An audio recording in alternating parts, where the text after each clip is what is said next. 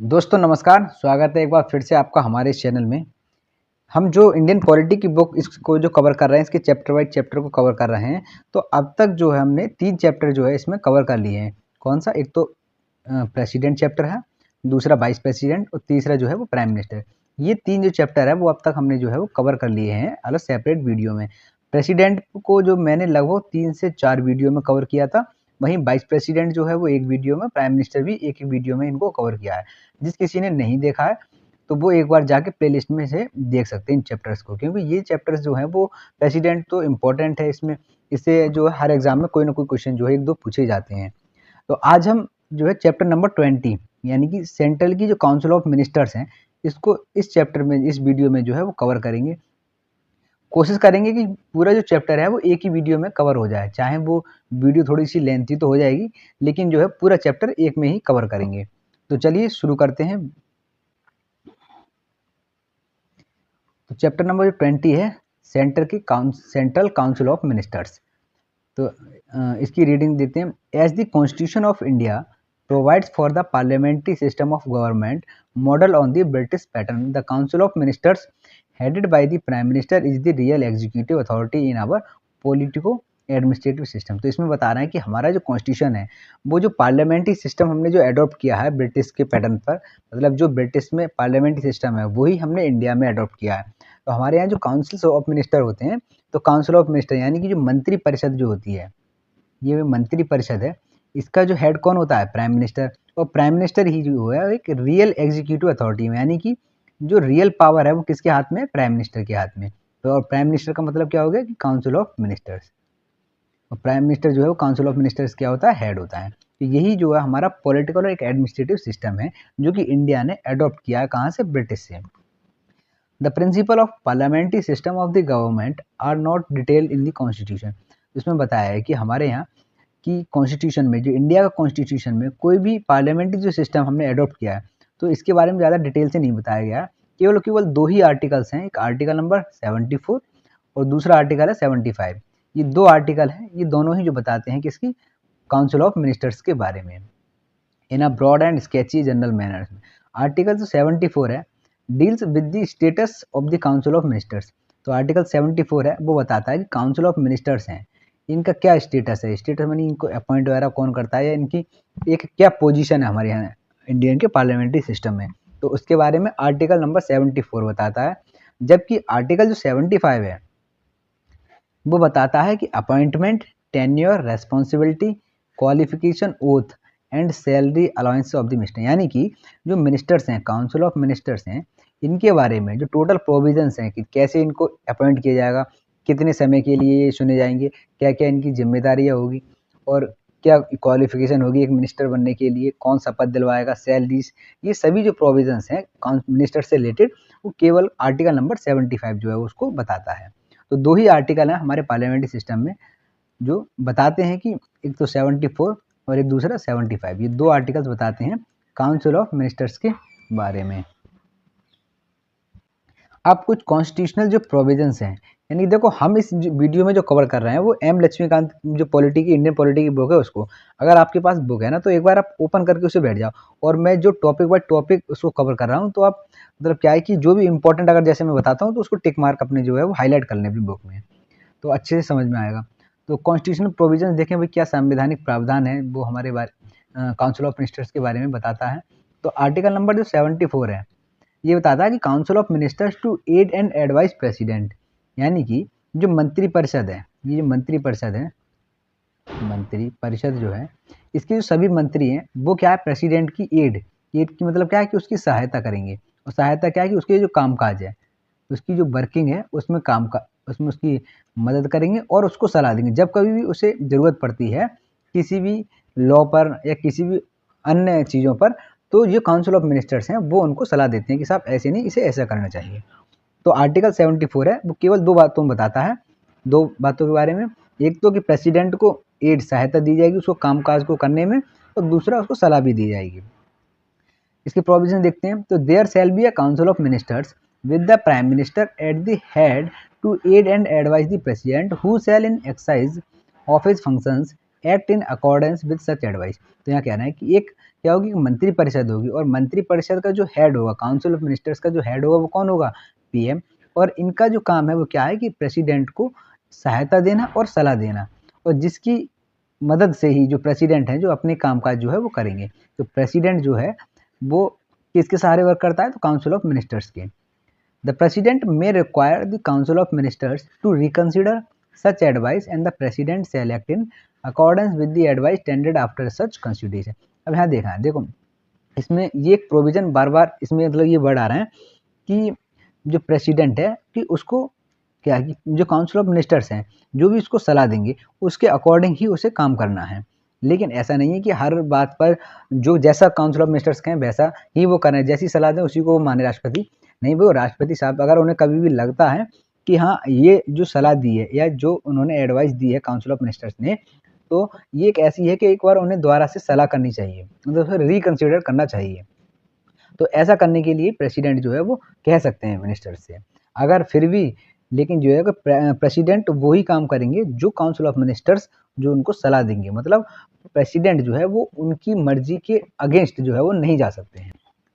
The advice tendered by the ministers to the president shall be inquired into any court, shall not inquired into court. अब देखो यहाँ पर क्या कि एक तरफ तो एक प्रोविजन ये दिया गया कि साहब प्रेसिडेंट साहब जो भी आप कामकाज करेंगे उसमें किसकी, मिनिस्टर्स की सलाह लेकर ही करेंगे। दूसरी तरफ ये कहा गया है कि यदि कोई भी मिनिस्टर्स के द्वारा अगर कोई भी सलाह दी जाती है तो इसको इसके लिए कोर्ट में इंक्वायरी इसको नहीं किया कि साहब आपने इनको ऐसी सलाह क्यों दी, तो इसके लिए जिम्मेदार कौन होगा, प्रेसिडेंट। तो यही जो आर्टिकल नंबर 74 बताता है। तो आर्टिकल नंबर 74 एक ऐसा आर्टिकल्स है जो बताता है काउंसिल ऑफ मिनिस्टर्स और प्राइम मिनिस्टर के बारे में, केवल इकलौता ये आर्टिकल्स है। जबकि आर्टिकल नंबर 75 है, आर्टिकल नंबर 75 है वो बताता है कि other provisions as to the ministers, कि मिनिस्टर से रिलेटेड अन्य प्रोविजंस क्या क्या हैं। तो पहला प्रोविजन यही है कि the prime minister shall be appointed by the president and the other minister shall be appointed by the president on the advice of the prime minister. ये जो लाइन है ना, जो क्रॉस बन वाली, ये आपको प्रोविजन जो है वो याद रखना है, रट लेना है, क्योंकि इसमें बताया गया है कि प्राइम मिनिस्टर को तो कौन अपॉइंट करता है, प्रेसिडेंट। और जो काउंसिल ऑफ मिनिस्टर्स होते हैं उनको भी अपॉइंट तो करता है प्रेसिडेंट, लेकिन लेकिन किसकी सलाह पर, प्राइम मिनिस्टर की सलाह पर। तो प्राइम मिनिस्टर जिसको कहेंगे उसी को प्रेसिडेंट साहब मिनिस्टर जो है वो अपॉइंट करेंगे। नेक्स्ट प्रोविजन है total number of ministers including the prime minister in the council of minister shall not exceed 15% of the total strength of the Lok Sabha. ये भी प्रोविजन जो है, ये दो तीन काउंसिल ऑफ मिनिस्टर्स के जितने प्रोविजन है आर्टिकल नंबर 74 75 जो है दोनों ही इंपॉर्टेंट है, क्योंकि इसमें एक जो मेन पॉइंट है वो इसमें बताया गया। देखो इसमें बताया गया कि अगर हम बात करें कि जो काउंसिल ऑफ मिनिस्टर्स हैं यानी कि COM, इसमें मैं शॉर्ट में लिखता हूँ काउंसिल ऑफ मिनिस्टर्स हैं। अब क्वेश्चन ये उठता है भाई कि कितने होंगे, एक इनकी स्ट्रेंथ कितनी होगी। तो पहले तो क्या था कि इसमें कोई भी स्ट्रेंथ हुई कोई फिक्स नहीं थी, कि ऐसे पहले सरकार चलती थी तो केंद्र सरकार जैसे पता लगी किसी दूसरी पार्टी को कमज़ोर करना है, ठीक है, या रूलिंग पार्टी को है, या जैसे गठबंधन की सरकार होती थी तो उनको गिराने का काम ऐसे ही किया जाता कि उनके जो मंत्री वगैरह होते थे उनको जो अपोजिशन पार्टी होती थी वो अपनी तरफ मतलब एक ऑफर करती थी किसी न किसी पोस्ट की, एक पद का, और इस तरीके से वो आ जाते और उनकी सरकार गिर जाती। अब इस भागादौड़ी को इसको कम करने के लिए बाद में प्रोविज़न जोड़ा गया था 2003 में, और जिससे कि जो काउंसिल ऑफ मिनिस्टर्स हैं उनकी स्ट्रेंथ जो है वो फिक्स कर दी गई थी। और वो कितनी फिक्स की गई थी, तो वो ये की गई थी कि लोकसभा की कुल स्ट्रेंथ जो है, टोटल जो स्ट्रेंथ है लोकसभा की, उसके 15% से ज़्यादा काउंसिल ऑफ मिनिस्टर्स नहीं बनाए जाएंगे। और ये जो कब जोड़ा गया था, तो 91 अमेंडमेंट एक्ट 2003 में ये प्रोविज़न जो है वो जोड़ा गया था। ये प्रोविज़न आपको याद करना है। तो अब हम बात करें तो काउंसिल ऑफ मिनिस्टर्स हैं वो कितने होंगे, 15% ऑफ दी लोकसभा, लोकसभा की जो स्ट्रेंथ है उसके 15%। सपोज करो हम यहाँ मान लेते हैं, अगर हम ये मान लेते हैं कि 500 550 मान लेते हैं, 550 का अगर हम 15% निकालेंगे तो ये 15% जो निकल के आएंगे, तो ये निकल आया 3 5 15 3 15 16 2 8 16 2 7 14 लगभग 88 जो है, एक तरीके से मानते हैं कि 88 जो है वो काउंसिल ऑफ मिनिस्टर्स बनाई जाएंगी, इससे ज़्यादा वो है वो नहीं बनाई जाएंगी। अब आपको ये बताना है कि अभी प्रेजेंट में जो काउंसिल ऑफ मिनिस्टर्स हैं उनकी स्ट्रेंथ कितनी है, कितने काउंसिल ऑफ मिनिस्टर्स हैं। थर्ड पॉइंट बताता कहता है a member of either house of parliament belonging to any political party who is disqualified on the ground of defection shall also be disqualified to be appointed as the ministers। ये कहा कि अगर किसी हमारी जो संसद है, संसद के किसी भी सदन का अगर कोई भी सदस्य डिफेक्शन के ग्राउंड पर उसको डिस्क्वालीफाई कर दिया जाएगा, तो वो जो पर्सन है उसको मिनिस्टर जो है वो अपॉइंट नहीं किया जाएगा या मिनिस्टर्स के पद पर भी उसे डिस्क्वालीफाई कर दिया जाएगा। तो डिफेक्शन के ग्राउंड पर कोई भी मेंबर जो है वो अगर किसी को डिफेक्शन के ग्राउंड पर डिस्क्वालीफाई किया जाता है, चाहे लोकसभा से हो चाहे राज्यसभा से, अगर वो मिनिस्टर बना हुआ है, मिनिस्टर के पद पर है, मंत्री बना हुआ है, तो उसे मंत्री पद से भी से हटा दिया जाएगा। ये प्रोविजन भी जोड़ा गया था 2003 में। फोर्थ प्रोविजन है the minister shall hold office during the pleasure of the president, यानी कि जो मिनिस्टर्स होते हैं वो किसके प्लेजर पर ऑफिस को होल्ड करते हैं? प्रेसिडेंट के। नेक्स्ट पॉइंट है point number 5, provision the council of minister shall be collectively responsible to the Lok Sabha. तो ये कलेक्टिवली किसके लिए रेस्पॉन्सिबल होते हैं? लोकसभा के लिए, सामूहिक रूप से। अगर वहीं बात की जाए कि इंडिविजुअली किसके लिए रेस्पॉन्सिबल होते हैं, तो इंडिविजुअली जो है वो प्रेसिडेंट के लिए, ये प्रेसिडेंट के लिए रेस्पॉन्सिबल होते हैं, जबकि कलेक्टिवली किसके लिए होते हैं? लोकसभा के लिए। The president shall administer the oath of office of the secrecy to the ministers, मतलब बता रहे हैं कि प्रेसिडेंट ही जो है काउंसिल ऑफ मिनिस्टर जितने भी मंत्री होते हैं उनको शपथ दिलवाने का काम किसका है? प्रेसिडेंट का। A minister who is not a member of parliament either house for any period for 6 consecutive months shall cease to be a minister, यानी कि कोई भी एक मंत्री संसद के किसी भी सदन का अगर सदस्य नहीं है और लगातार 6 महीने तक अगर वो सदस्य नहीं रहता है तो उसे मंत्री पद से हटा दिया जाएगा। यानी कि इसका मतलब क्या है कि कोई भी व्यक्ति जो है वो मिनिस्टर जो है वो बन सकता है, लेकिन शर्त क्या है कि या तो वो चाहे तो कोई भी लोकसभा या एक लोकसभा या राज्यसभा 6 महीने के अंदर अंदर इन दोनों सदनों का किसी न किसी सदन का जो उसे मेंबर बनना होगा, अन्यथा जो है उसे मंत्री पद से हटा दिया जाएगा। और ये टाइम पीरियड कितनी है? 6 महीने के अंदर अंदर। नेक्स्ट प्रोविजन है the salaries and allowances of the ministers shall be determined by the parliament. अब जो मिनिस्टर्स की सैलरीज होती है और जो अलाउंसेस होते हैं वो कौन डिटरमाइन करता है? पार्लियामेंट। पार्लियामेंट ही निर्धारित करती है कि कितनी सैलरी जो है वो उसको दी जाएगी। Article number 77, conduct of business of the government of India. अब जो भारत सरकार का जो कामकाज है वो किस तरीके से किया जाएगा उसके बारे में आर्टिकल नंबर 77 बताता है। फर्स्ट प्रोविजन है बताता है कि all executive action of the government of India shall be express to be taken in the name of the president, यानी कि भारत सरकार की जितनी भी एग्जीक्यूटिव एक्शंस होते हैं, यानी कि जो भी लॉ वगैरह बनाए जाते हैं या लॉ को इम्प्लीमेंट जो किया जाता है, ये सभी किसके नाम से किया जाएगा? प्रेसिडेंट के नाम से। नेक्स्ट है order and other instrument made and executed in the name of president shall be authenticated in such manner as may be specified in rules to be made by the president. तो ये बताया गया है कि जो भी orders वगैरह दिए जाते हैं या उनको एग्जीक्यूट किया जाएगा वो प्रेसिडेंट के द्वारा जो भी रूल्स बनाए जाएंगे उसी के अकॉर्डिंग उनको इम्प्लीमेंट किया जाएगा। Further the validity of an order और instrument which is so authenticated shall not be called in questions on the ground that it is not an order or instrument made or executed by the president। तो ये कहना है कि उसकी legality के लिए, constituency, उसकी संवैधानिकता के लिए उस पर कोई भी क्वेश्चन जो है पुटअप नहीं किया जा सकता है। नेक्स्ट प्रोविजन बताता है the president shall make rules for the more convenient transaction of the business of government of India and for the allocation among the minister to the said businesses. तो वही बता रहे हैं कि प्रेसिडेंट जब चाहे तब जो कामकाज को सरल करने के लिए और उसको उसमें मतलब एक ट्रांसपेरेंसी लाने के लिए जैसा चाहे उस संबंध में रूल्स बना सकते हैं। और वो जो रूल्स या जो डिपार्टमेंट्स वगैरह दिए जाते हैं, मिनिस्ट्रीज दी जाती हैं मिनिस्टर्स को, तो वो उनके बीच में बांट सकता है ताकि जो भारत सरकार का कामकाज है वो एक सही तरीके से हो सके। तो इससे संबंध में बनाने की जो रूल्स बनाने की जो पावर है वो किसके पास है? प्रेसिडेंट के पास है। तो आर्टिकल नंबर 77 जो है वो ये बताता है, इसको देखें तो कैसे भारत सरकार के जो कामकाज को सरल बनाया जाए, ट्रांसपेरेंट बनाया जाए और उससे संबंधित जो रूल्स बनाने की पावर है वो प्रेसिडेंट के पास है। आर्टिकल नंबर 78 बताता है duties of the prime minister, कि जो प्राइम मिनिस्टर है उसकी क्या क्या ड्यूटीज हैं। तो देखें प्रोविजन, तो to communicate to the president all decision of the council of ministers relating to the administration of the affairs of the union and proposal for the legislation.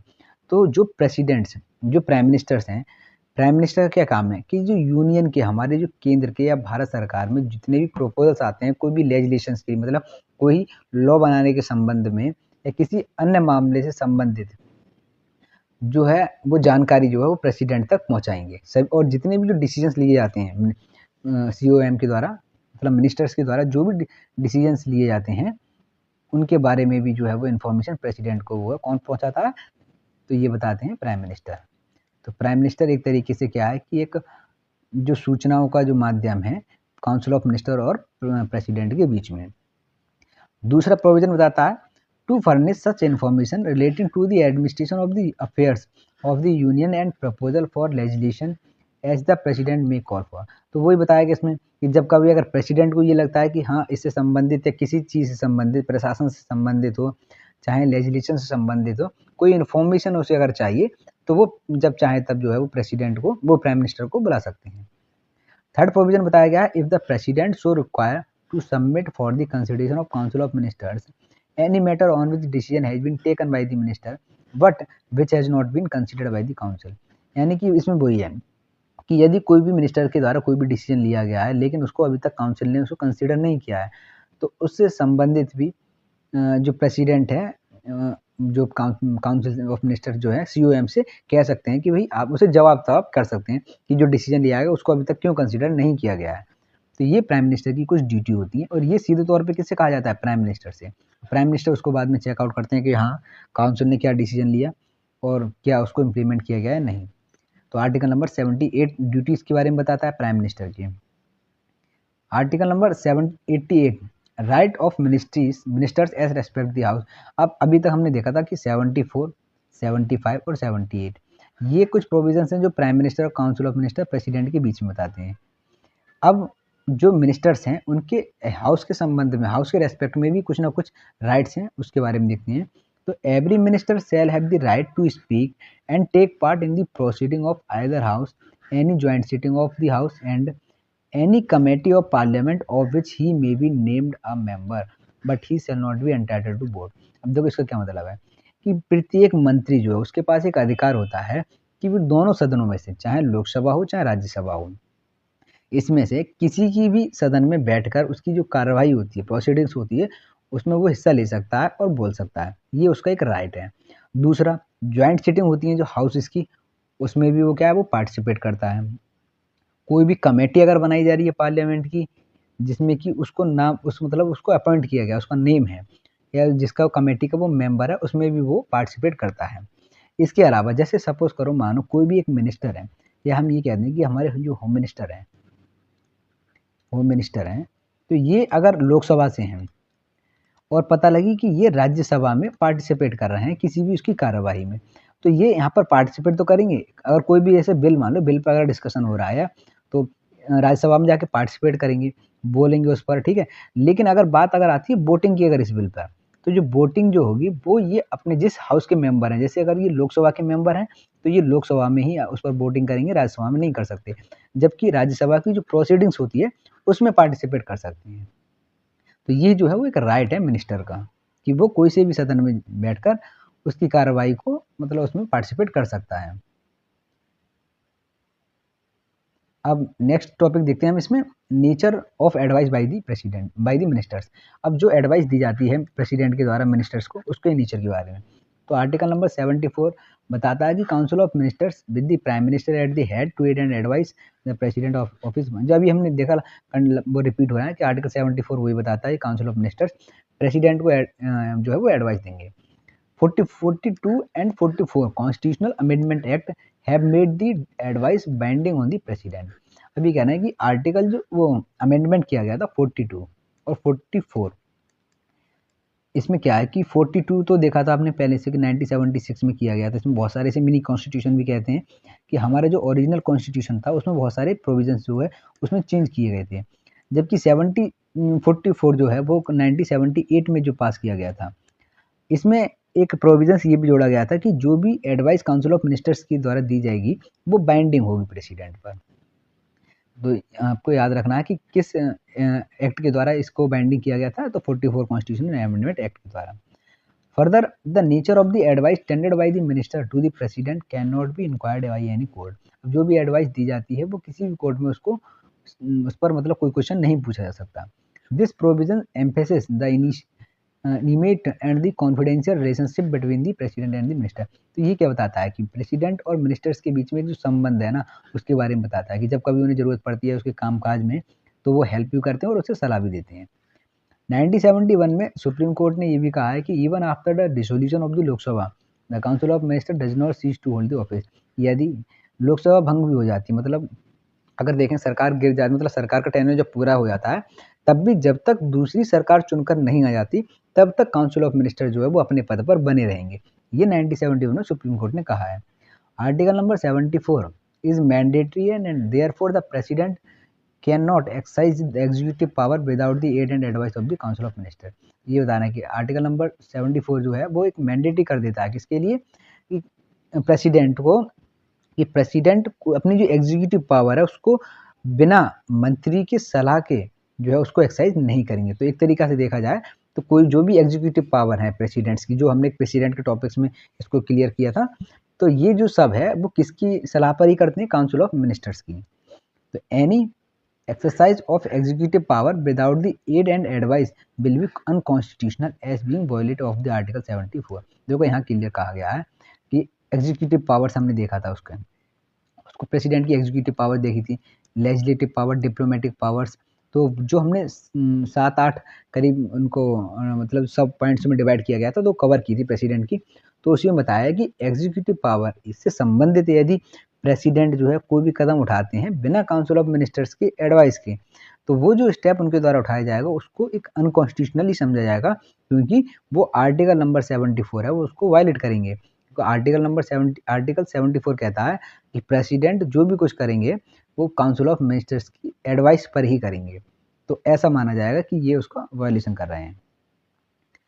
Again in 1974 में the court held that wherever the constitution required the satisfaction of the president, the satisfaction is not the personal satisfaction of the president, but it is the satisfaction of the council of ministers with whose aid and advice on whose president exercises power and function। तो उसमें बताया गया आगे कि 1974 में ये कहा गया था, कोर्ट ने ये कहा था कि यदि क्वेश्चन ये आता है कि प्रेसिडेंट की सेटिस्फेक्शन है किसी भी चीज़ पर, प्रेसिडेंट की सेटिस्फेक्शन लेना है, वही कि उनकी संतुष्टि लेना है कि हाँ वो मतलब अपना एक ओपिनियन दें।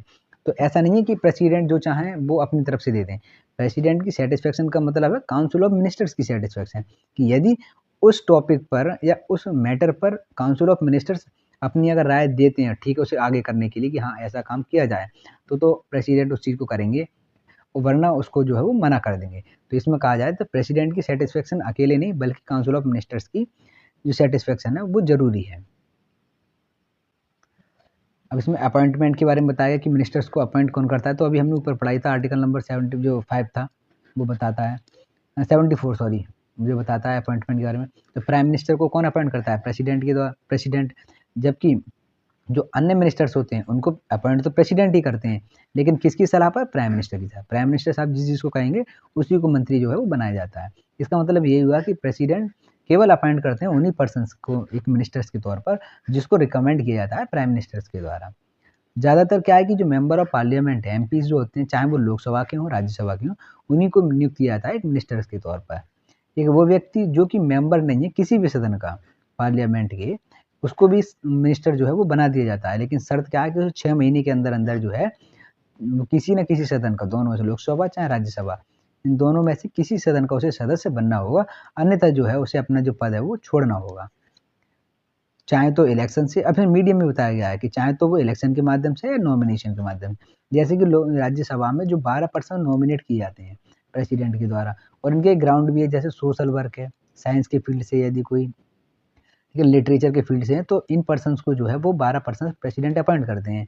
तो चाहे प्रेसिडेंट के नॉमिनेशन के माध्यम से आए वो राज्यसभा में, या वही इलेक्शन आए, तो उसको मतलब पद पर रहेगा, अन्यथा जो है उसे हटा दिया जाएगा। A minister who is a member of one house of parliament has the right to speak and to take part in the proceeding of the other house also, but he can vote only in the house of which he is a member। यहाँ question पूछा जाता है, और ये only जो word है ना important भी है, कंफ्यूजिंग है, क्योंकि ओनली जब आ जाता है ना तो दिमाग में आता है कि यार ओनली तो नहीं है, तो इसमें और खास करके पीसीएस में तो ये पूछा ही जाता है कि ओनली। तो इसमें बताया गया है कि एक जो मिनिस्टर है वो पार्लियामेंट के किसी भी सदन में, दोनों में से लोकसभा चाहे राज्यसभा हो चाहे लोकसभा हो, दोनों में उनकी जो प्रोसीडिंग्स होती है उनमें पार्टिसिपेट कर सकता है, दोनों की कार्रवाई में वो हिस्सा ले सकता है, दोनों सदनों में से बैठ सकता है, चाहे वो किसी भी सदन का सदस्य हो, लेकिन वोट केवल उसी सदन में देगा जिसका वो मेंबर है। देखो इसमें दिया हुआ है, क्लियरली मेंशन है, but he can vote only in the house of which he is a member, यानी कि राज्यसभा का है तो लोकसभा में वो पार्टिसिपेट तो करेगा, लेकिन वोट जो है वो केवल कहाँ देगा, वोट जो है वो राज्यसभा में ही देगा। Oath and salaries of the ministers के बारे में बताया। ओथ, तो मिनिस्टर्स जब कभी अपनी जो ऑफिस में एंटर करते हैं उससे पहले उन्हें एक ओथ लेनी पड़ती है, और ओथ दिलवाता कौन है, प्रेसिडेंट, और ऑफिस की मतलब ओथ उसे दिलवाता है। तो अपने शपथ में क्या कहते हैं, वही कहते हैं कि वो अपने पूरे विश्वास से और अपने मतलब पूरे विश्वास से भारत का जो संविधान है उसमें पूरी तरीके से विश्वास रखते हैं, भारत की एकता और अखंडता को बनाए रखेंगे, to uphold the sovereignty and integrity of the India, पूरे विश्वास से जो अपने कामकाज को करेंगे, डिस्चार्ज करेंगे the duties of the office, to do right to all the manner of the people in accordance with the constitution, मतलब क्या है कि सही तरीके से संविधान के तरीके से संवैधानिक रूप से वो अपने काम को करेंगे बिना किसी पक्षपात के, विदाउट एनी फियर और फेवर के। अब इसमें बताया गया कि वो उन्हें एक सीक्रेसी मतलब एक गोपनीयता की भी शपथ लेनी पड़ती है भाई, गोपनीयता की भी शपथ लेनी पड़ती है। ये इसलिए है कि वो इसमें कहते हैं कि वो डायरेक्टली इनडायरेक्टली किसी भी तरीके से किसी भी पर्सन से किसी भी मैटर पर वो कम्युनिकेट जो है वो नहीं करेंगे। भई अगर कम्युनिकेट का लिंक बता देंगे पहले से ही तो फिर फिर गोपनीयता कैसी? तो इसमें बताया गया आगे, नेक्स्ट देखते हैं हम। 1990 में the oath by Devi Lal as the deputy prime minister was challenged as being unconstitutional as the constitution provide only for the prime minister and the ministers. अब इसमें बताया गया है कि 1990 में प्राइम मिनिस्टर बने देवीलाल, और जब देवीलाल ने शपथ ली थी एक डेप्यूटी प्राइम मिनिस्टर के तौर पे, तो इसको चैलेंज किया गया था कॉन्स्टिट्यूशन में कि ये अनकॉन्स्टिट्यूशनल है, क्योंकि हमारे कॉन्स्टिट्यूशन में केवल और केवल आर्टिकल नंबर 74 75 जो बात करता है काउंसिल ऑफ मिनिस्टर्स के बारे में बात करता है और प्राइम मिनिस्टर के बारे में बात करता है, और जो शपथ दिलवाई जाती है वो भी इन्हीं के बारे में बात करता है, कहीं भी डेप्यूटी प्राइम मिनिस्टर के बारे में नहीं है।